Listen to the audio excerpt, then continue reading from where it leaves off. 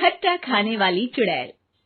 रात को अचानक राधिका मौसी को किचन से कुछ गिरने की आवाज आई। उन्होंने बाहर निकल के देखा तो किचन में उन्हें कोई सफेद साड़ी में दिखा। वो चीख पड़ी, हे भगवान, आलतू जलाल तू आई भला को टाल तू, आलतू जलाल तू आई भला को टाल तू। राधिका मौसी को चीखते सुनकर श्रवण बाहर आता है भागते हुए। अरे माँ, क्या हुआ? क्या देख लिया? दादी माँ आ गई क्या सपने में? अरे बेटा, रसोड़े में देख तो कौन है? श्रवण रसोड़े में झांक कर देखता है और उसे कोई नहीं दिखता अंदर। अब रसोड़े में तो कोई नहीं है माँ। कोई सफेद साड़ी में नहीं है क्या? नहीं माँ, कोई भी नहीं है। चिल्लम चिल्ली की आवाज सुनकर काजल भी वहां आ जाती है। अब क्या हो गया माँ जी? अरे बेटा, रसोड़े में एक चुड़ैल थी सफेद साड़ी में। अरे क्या कर रही थी वो अंदर?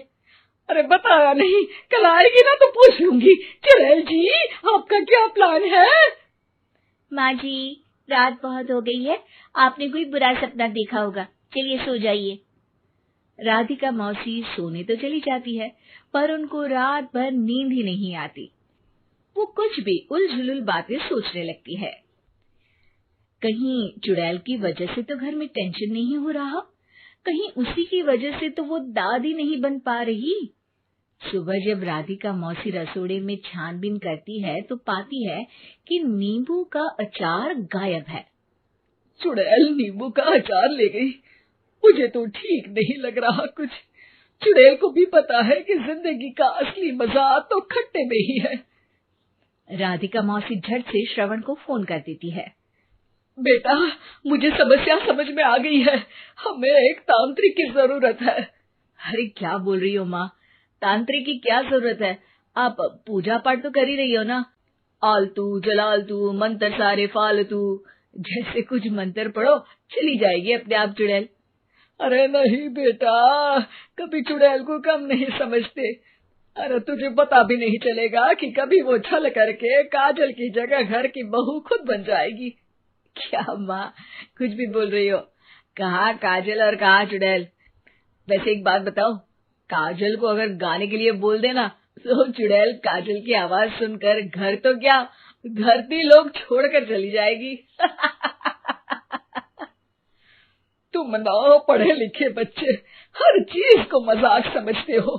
तुम रहने दो, मैं खुद ही तांत्रिक को बुला लेती हूँ। अच्छा सुन, शाम को इमली लेके आना।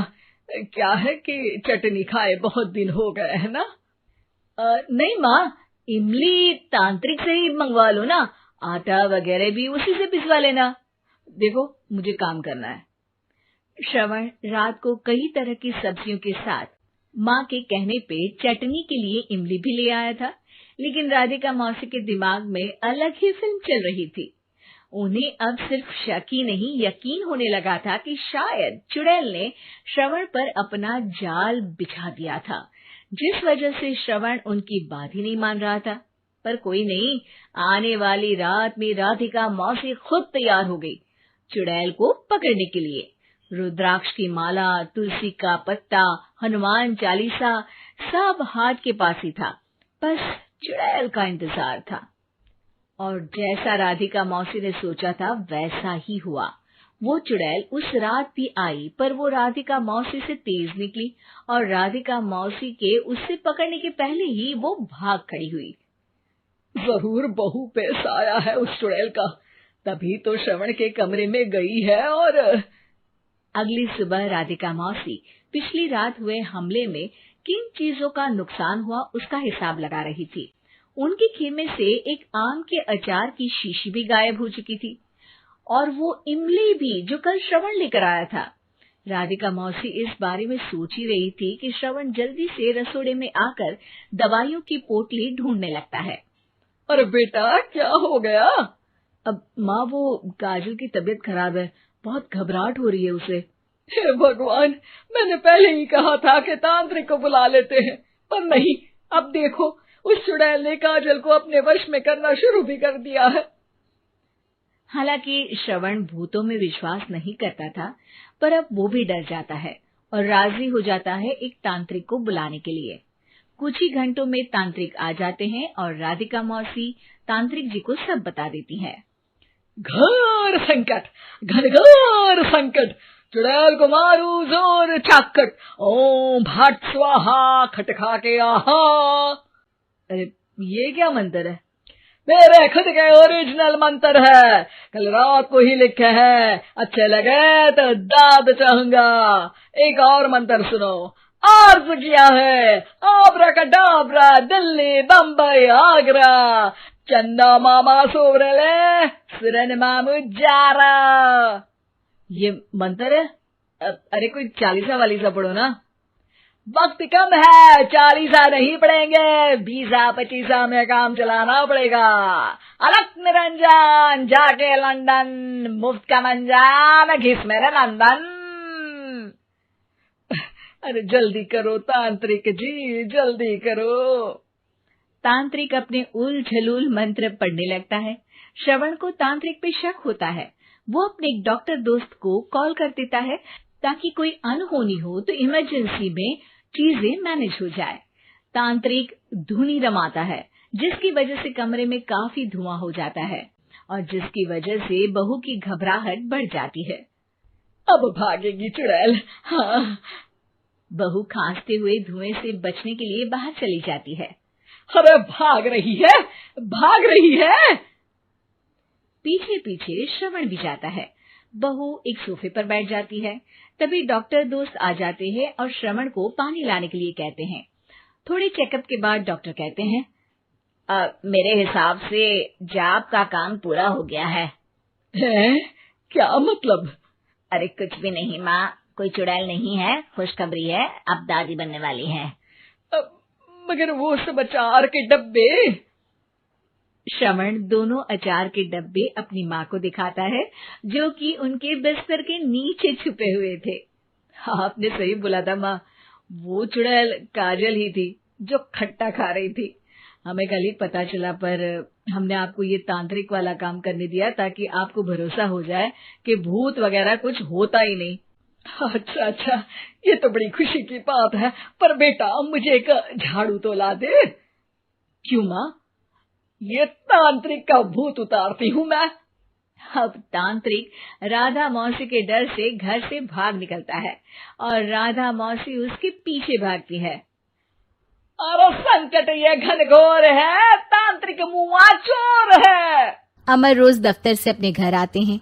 दिन भर काम और टेंशन से जूझकर घर आते ही अपनी भड़ास निकालते हैं अपने परिवार पर।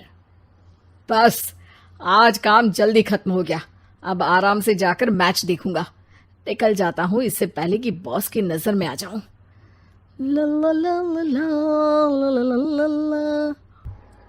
अमर, कल जो रिपोर्ट फाइल करनी है उसमें लास्ट मिनट चेंजेस आए हैं, आज जाने से पहले अपडेट कर देना। सर आज जल्दी जाना जरूरी है, बेटे को स्कूल के जरूरी सामान खरीदने ले जाना है ना। अब जब तक तुम पहुंचोगे मार्केट तो बंद हो गया होगा। सर इसलिए जल्दी जाना होगा। एक काम करो, कल जल्दी चले जाना। अमर बेबस होकर बॉस का ऑर्डर मानकर फिर काम में लग जाते हैं। किसी तरह मन मार कर काम खत्म करते हैं और चिड़चिड़े मन से घर पहुंचते हैं। निशा जल्दी से खाना लगा दो, इंडिया की बैटिंग खत्म होने वाली है। बॉस ने लेट करवा दिया।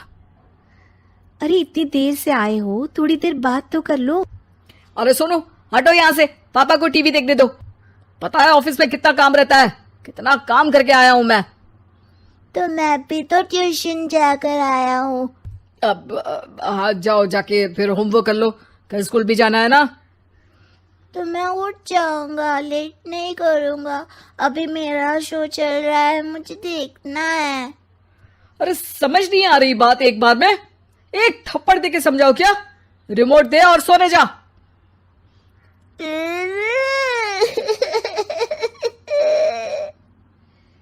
सोनू रोते हुए मम्मी के पास जाता है और अपने पापा की शिकायत करता है। निशा उसे पुचकार के एक और बेडरूम में ले जाकर सुला देती है। मैं डांटती हूँ पापा को, तू सो जा अभी, ठीक है बेटा। नेहा खाने की थाली लेकर अमर के पास पहुंचती है और मेज पर रख देती है। अमर टीवी में डूबा हुआ है और बिना देखे ही खाने लग जाता है। निशा सामने बैठे उसे घूरे रहती है। कुछ देर में अमर ये समझता है और उसे देखने लगता है और इशारे में पूछता है कि क्या बात है। ये कोई तरीका है सोनू पे चिल्लाने का? अभी रुको, इनिंग खत्म होने दो। अमर खाने लग जाता है और मैच देखता है। आखिरी बॉल होने के बाद वो निशा की तरफ देखता है।